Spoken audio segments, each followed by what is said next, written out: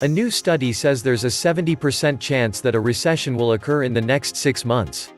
There's a 70% chance that a recession will hit in the next 6 months, according to this new research from the MIT Sloan School of Management and State Street Associates. The researchers created an index comprised of 4 factors and then used the Mahalanobis distance, a measure initially used to analyze human skulls, to determine how current market conditions compared to prior recessions. The global economy is already in the worst distress that we have seen since 2008, and it appears that the global slowdown is actually picking up pace as we have entered 2020. Banks create money from loans. The markets are high, but debts are even larger.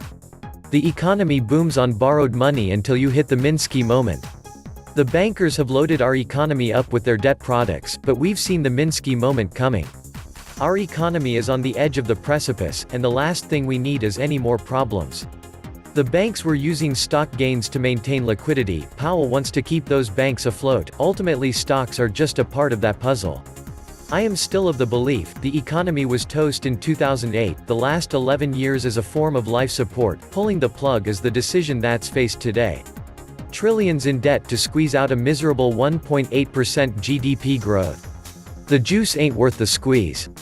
The U.S. Manufacturing Weekly Hours Index has been plunging since mid-2019, now at some 40.40. And along comes the coronavirus.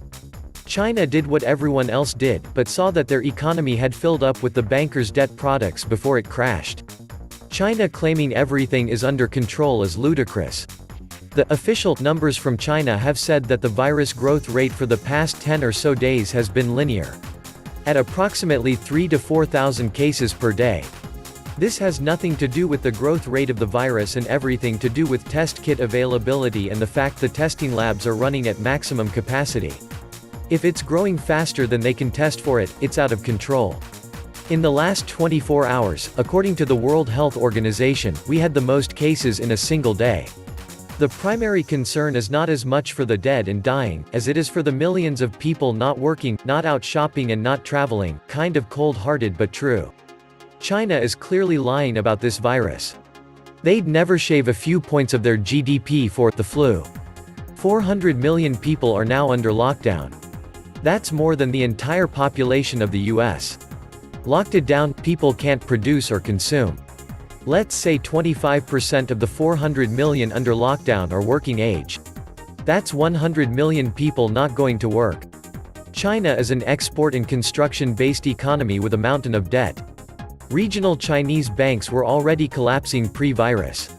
China is now on the precipice. On top of its domestic problems, China has a big problem with its other largest trade partner. The EU is China's largest trading partner, and China is the EU's second largest trade partner after the United States. However, the EU continues to slow down, as EU growth slowed to just plus 0.1%. France's economy contracts by 0.1% in the last quarter. Italy is shrinking by 0.3%. German industrial production fell for the 5th time in the last 7 months. According to the OECD, the German economy is expected to grow by 0.4% in 2020 and 0.9% in 2021. German factory orders contracted 2.1% month-on-month. I cannot see a pathway towards China reaching even recently reduced economic growth estimates for this year. I am stunned that any growth at all is predicted. There will be macro lessons aplenty about how rolling debt, supply chain disruptions, and severe drops in demand for commodities all interact globally. This thing will explode worldwide when you think it's over. Coronavirus will succeed in destroying China, and the global economy. This whole event is quite fortuitous for Trump and the US. The realization of just how vulnerable Chinese supply lines are, coupled with the poor quality and theft of IP, will cause everyone left there to leave. China's January trade data, due to be released today, will be delayed until next month. The long-awaited black swan is here. When these clowns realize they can't convince us that we are heading toward imminent recession, they will instead assert that we are actually in a recession. Mark my words. That's how desperate these mental patients have become. We are moving towards an economic Armageddon that will shake the world to its core. This observation is based on the fact the numbers simply don't work. Call it a multi-generational realignment if you wish, but in reality, it is the recognition that our path was an unsustainable illusion. The situation has become dire, and the numbers do not work. Borrowing money to pay the interest on past debt and negative interest rates merely is not a prescription that leads to economic nirvana and bliss. Welcome to the Atlantis Report. Since 2008, China has been growing by adding more and more debt, but they can't do that anymore as they have seen the Minsky moment on the horizon. The last thing they needed was the coronavirus. 3 provinces, 60 cities, and 400 million people are now facing China's most strict level of lockdown, as Beijing struggles to contain the coronavirus outbreak as the virus has already spread to more than 24 countries.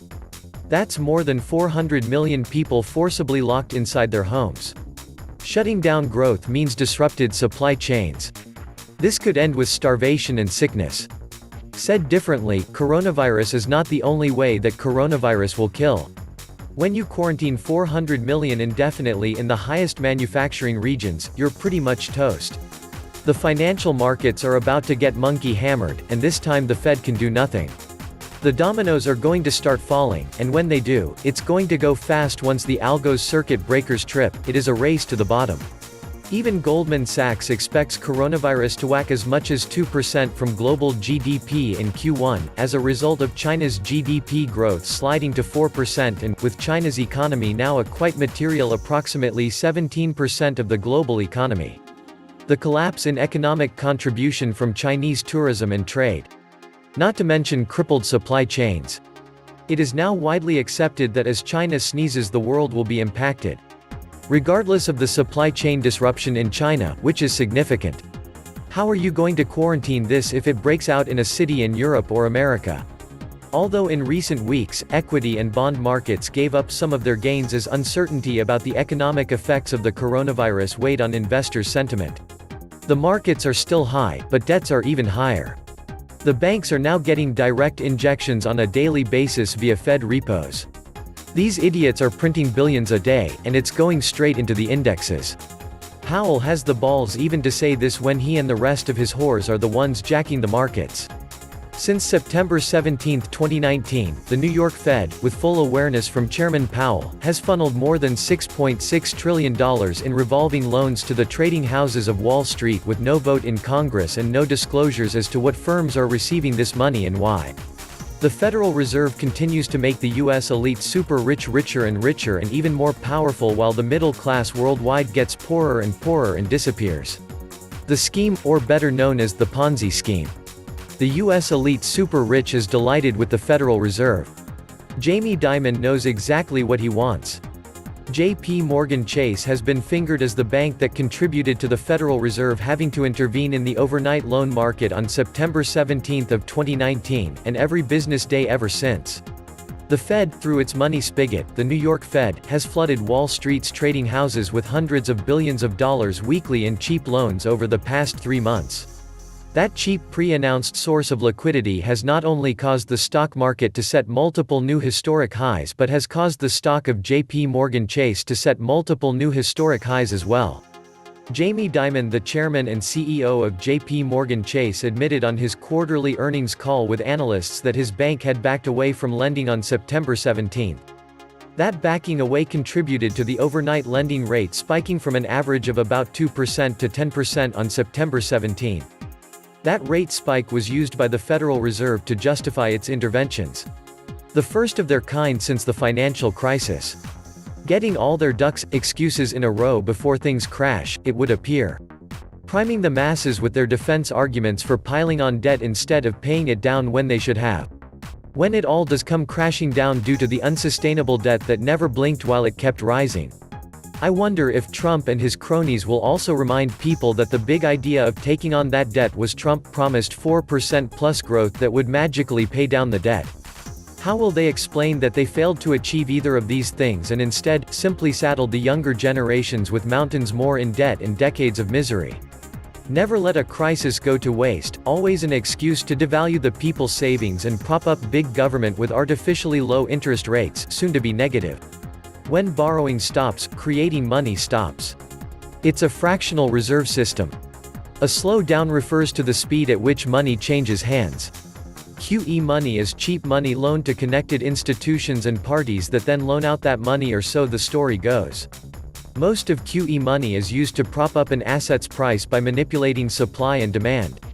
QE money never reaches the street, only the price increases that are symptomatic of supply and demand manipulation. Real loans need collateral, but derivatives and hypothecated commodities used as collateral mean the loans on which QE is based are really just liar loans. When debt defaults, the money disappears. The joke of this whole financial thing is that Trump, the Congress, the Fed, the big banks, and all of Wall Street know exactly what's coming. As the dollar continues its path into the dustbin of history, as the world is rejecting it more and more as each month goes by. Yet no one has the balls to speak the truth about where we are heading as a result of all of this printing, which is now going vertical in the endgame scenario. Look at quarantine numbers: 11 million last week, 5 million escaped, 400 million today. Next weekend, 50% of China will be in quarantine. It looks like China will be forced to lock down the country this coming week, and the industry will stop. There's going to be mass starvation as food runs out. Other diseases will emerge as bodies overwhelm disposal. We are in uncharted waters. Data, charts, etc. mean fuck all anymore. There is no market, only printing, and the resultant bubble. When it pops is anyone's guess, but I'm willing to bet most will be insolvent by the time it does. Our call at the Atlantis Report remains that one should not expect a US recession ahead of presidential elections. After that, the Greatest Depression and probably even World War III. This was the Atlantis Report. Please like, share, and subscribe. Thank you.